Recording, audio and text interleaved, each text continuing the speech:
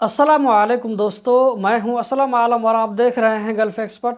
दोस्तों, इस वीडियो में कतर के बारे में कुछ लेटेस्ट और इम्पोर्टेंट अपडेट शेयर करने वाले हैं, तो इस वीडियो को लास्ट तक ज़रूर देखें।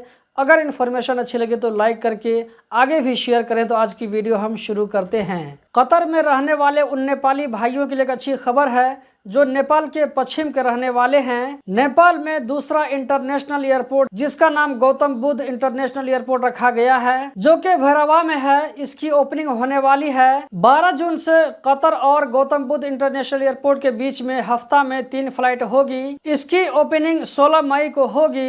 16 मई को बुद्धा जयंती है। इस मौके पर कतर में मौजूद नेपाल एम्बेसी भी बंद रहेगी। कतर में सीआईडी पुलिस ने 5 ऐसे लोगों को गिरफ्तार करने का ऐलान किया है जो कि पॉकेट मारने के तरीके से लोगों के पैसे चोरी करते थे। ये सारे लोग एशियन कंट्री के बताए जा रहे हैं। ये 5 लोग भीड़ भाड़ वाली जगहों पर जाकर के हाथ साफ करते थे। जैसे ही सीआईडी को इसके बारे में पता चला, सीआईडी की तरफ से एक टीम बनाई गई और इन्हें मौके से पकड़ लिया गया।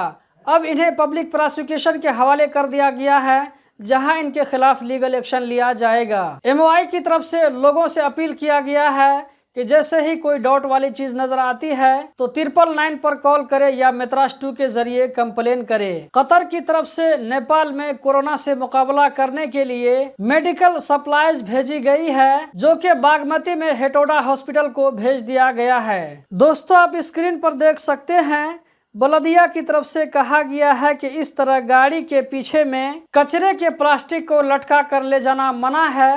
पकड़े जाने पर फाइन आ सकता है। कतर में 13 मई को 413 लोगों के खिलाफ लीगल एक्शन लिया गया है। इन लोगों ने कतर में कोरोना से बचाव का जो रूल लागू है, इस रूल को वायलेट किया था, जिसमें से 410 लोगों ने ऐसी जगहों पर जहां पर मास्क लगाना जरूरी होता है, मास्क नहीं लगाया था। आपको बताता चलूं कि कतर में भी पिछले 2-4 दिनों से कोरोना के केस में बढ़ोतरी देखी जा रही है। एक हफ्ता पहले ये डेली केस 100 के नीचे थे, लेकिन पिछले 2-4 दिनों से 100 से बढ़कर के 150 के करीब हो गए हैं। ऐसे में रूल का टाइट करना लाजमी बात है।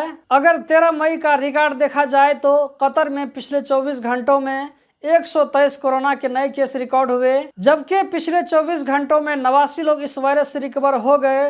कतर में भी कोरोना के एक्टिव केस की तादाद 1047 है। वीडियो के लास्ट में बताता चलूं कि कल 13 मई को यूएई के प्रेसिडेंट शेख खलीफा बिन जायद अल नहयान का डेथ हो गया है। 1948 में उनकी पैदाइश हुई थी। इस तरह 73 साल में उनका डेथ हो गया। 3 नवंबर 2004 में वो यूएई के सदर यानी प्रेसिडेंट बने थे। उनके जमाने में यूएई में बहुत ज्यादा तरक्की हुई, जैसा कि अभी आप देख सकते हैं। उनके इंतकाल होने से यूएई में 40 दिन शोक का ऐलान किया गया है, जबकि 3 दिनों की आम छुट्टी का ऐलान किया गया है। इनके डेथ पर कतर के बादशाह शेख तमीम बिन हमद अल सानी ने अपने गम और दुख का ऐलान किया है। कतर में भी 3 दिन के शोक का ऐलान किया गया है, जबकि झंडे को आधा झुकाने का ऐलान किया गया है। तो दोस्तों, यही थी आज की वीडियो। उम्मीद करता हूँ जरूर पसंद आई होगी। रोजाना इसी तरह की इन्फॉर्मेटिव वीडियो देखते रहने के लिए अगर आप इस वीडियो को यूट्यूब पर देख रहे हैं तो चैनल को सब्सक्राइब करें। अगर फेसबुक पर देख रहे हैं तो पेज को लाइक और फॉलो करके आगे भी शेयर करें। इस वीडियो को देखने का बहुत बहुत शुक्रिया।